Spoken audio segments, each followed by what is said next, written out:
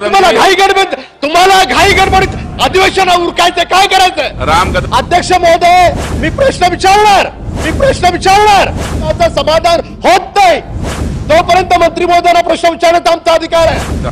दर अधिवेशनाला एकच प्रश्न, दुधात भेसळ, जेवणात भेसळ, भाजीत भेसळ, याच्यात भेसळ, त्याच्यात भेसळ. ते प्रश्न ऐकून घेण्याच्या आधी कसं ठरवणार आमचे प्रश्न महत्वाचे नाहीत? चालवाना पहाटे 5 पर्यंत कोणी नाही म्हटलं.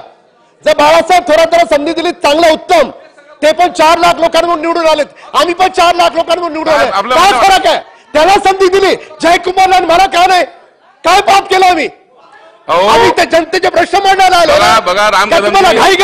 तुम्हाला घाई गडबडीत अधिवेशन उरकायचं काय करायचं? राम कदमजी, आपण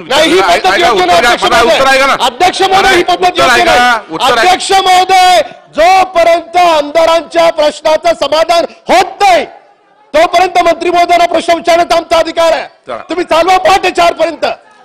बघा, तुम्ही त्याला संधी द्याल, आम्हाला देणार नाही. बघा, ही कसली पद्धत? ही कसली पद्धत?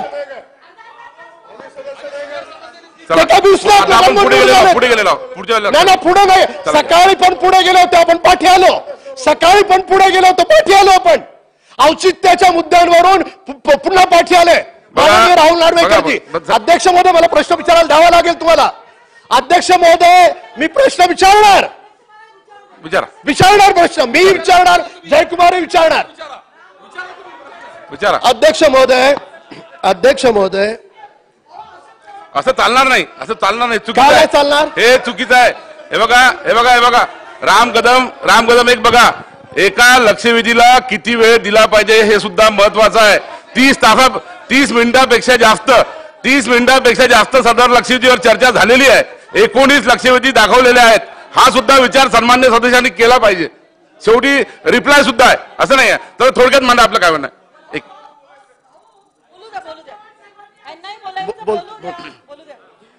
अध्यक्ष महोदय, तुमच्या मताशी तुम्हाला देतो. अध्यक्ष महोदय, तुमच्या मताशी आम्ही तत्वतः जरी मान्य करत असलो तुमचं मत, तरी तुम्हाला देखील सभागृहाच्या भावना समजून घ्याव्या लागतील. रात्री 2 पर्यंत सभागृह चालू द्यावं लागलं तरी पण सभासदांना त्यांचे प्रश्न विचारू द्या. आता मी माझ्या 2 प्रश्न आहेत माझे, आणि तेही अगदी सटीक प्रश्न आहे. पहिला प्रश्न, माननीय मंत्री महोदय सकारात्मक उत्तर देत आहेत. वरळी सीफेसला आपल्या खात्याची जवळपास 50 एकर जागा वरळी सीफेसवर आहे. तिचा आजचा बाजारभाव काढला तर 8,000 कोटीपेक्षा अधिक आहे. रस्त्यावरून जाताना एखादा भूतबंगला असतो, इतकी त्याची वाईट परिस्थिती गेली अनेक वर्षांपासून आहे. का आपण त्या जागेवर आंतरराष्ट्रीय दर्जाचं कन्व्हेन्शन सेंटर बनवत? कुणी अडवलंय? माननीय मंत्री महोदय सकारात्मक उत्तर देत आहेत. माझी या सरकारला विनंती आहे की त्या वरळीच्या दूध डेअरीच्या जागेवर आंतरराष्ट्रीय स्तराचं सगळ्यात उत्तम आपण कन्व्हेन्शन सेंटर बनवणार आहात का? आणि बनवणार असाल तर कधी बनवणार आहात? हा पहिला प्रश्न. आणि दुसरा प्रश्न, आज 15 वर्ष झाले आमदार आहे. दर अधिवेशनाला एकच प्रश्न, दुधात भेसळ, जेवणात भेसळ, भाजीत भेसळ, याच्यात भेसळ, त्याच्यात भेसळ. काय दिलं मंत्री महोदयांनी उत्तर? मंत्री महोदयांनी उत्तर दिलं की आम्ही समिती गठीत केली. कोणती समिती गठीत केल्यावर दुधातली भेसळ थांबते सांगा मला? माझा प्रामाणिक प्रश्न आहे, जसं मुस्लिम राष्ट्रांमध्ये एखादी चूक केली ना, जसं कलम केलं जातं, अशा प्रकारची कठोर शिक्षा जोपर्यंत आपण या कायद्यात आणत नाही तोपर्यंत दुधाची भेसळ थांबणार नाही. तर अशा प्रकारचा कठोर कायदा करण्यासाठी आपण बसलोय. हे कायदा म्हणणं आहे, सगळ्या आमदारांनी मिळून करायचा हा कायदा. तर सरकार अशा प्रकारचा कठोर कायदा, केवळ दुधाची भेसळ नाही, कुठल्याही अन्नामध्ये जर एखादा भेसळ करत असेल तर तो हळूहळू स्लो पॉइझनिंग करून लोकांना ठार मारतोय. तर त्या संदर्भात जसे मुस्लिम राष्ट्रांमध्ये कठोर कायदे आहेत, तशा प्रकारचे कायदे या महाराष्ट्रात आपण करणार आहात का? हे 2 प्रश्न. अध्यक्ष महोदय, सन्माननीय राम कदम साहेबांनी इथे एक मुद्दा उपस्थित केला. मला सभागृहाची एक गोष्ट लक्षात आणून द्यायची. एक गोष्ट आम्हालाही सगळ्यांना मान्यच आहे की दूध उत्पादक शेतकरी कष्ट करून गाईच्या म्हशीच्या सडातनं दूध काढतो आणि तो दूध घालतो आणि त्याच्यातनं त्यांचं कुटुंब चालतं. त्याच्यामध्ये भेसळ अजिबात होता कामा नये.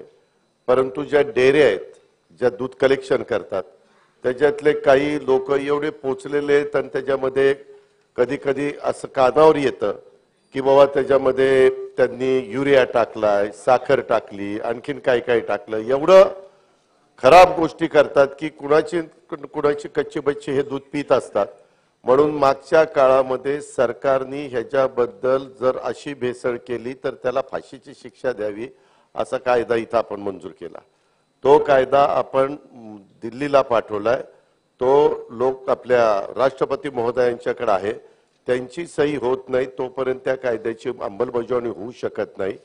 त्यामध्ये तिथं तो थांबलेला आहे. कदाचित त्यांना असं वाटलं असेल, कारण फाशीच्या शिक्षेच्या संदर्भामध्ये जगातच वेगवेगळा मतप्रवाह आहे. त्यांनी आखाती देशांचा उल्लेख केला, तिथले कायदे फार कडक असतात, हे त्रिवार सत्य आहे. परंतु बाकीच्या बाबतीमध्ये मनुष्याला इतकी कठोर शिक्षा द्यायची का? पण या संदर्भामध्ये या सभागृहामध्ये दोन्ही बाजूला चर्चा होऊन ते बिल पास झालेलं आहे आणि ते बिल आपण पाठवलेलं आहे. परंतु पुन्हा सरकारच्या वतीनं ज्यावेळेस आम्ही इतर कामाच्या करता दिलेलं जातो त्यावेळेस लोकसभेच्या राष्ट्रपती महोदयांनाही भेटून बाबा हे बिल हे आत्ता नाही झालेलं आहे, हे मागच्या राष्ट्रपती महोदयांच्या काळामध्येच ते गेलेलं आहे. परंतु त्याही वेळेच्या राष्ट्रपती महोदयांनी सही केली नाही. त्याच्यानंतर दुसरे राष्ट्रपती झाले, त्यांची 5 वर्ष झाली, आता तिसऱ्या राष्ट्रपती महोदय आलेले आहेत. अशा पद्धतीनं ते तिथं थांबलेलं आहे आणि त्याला त्यांची सही होत नाही तोपर्यंत त्याच्या कायद्यामध्ये रूपांतर होत नाही, हे मला स्पष्टपणे सभागृहाच्या लक्षात आणून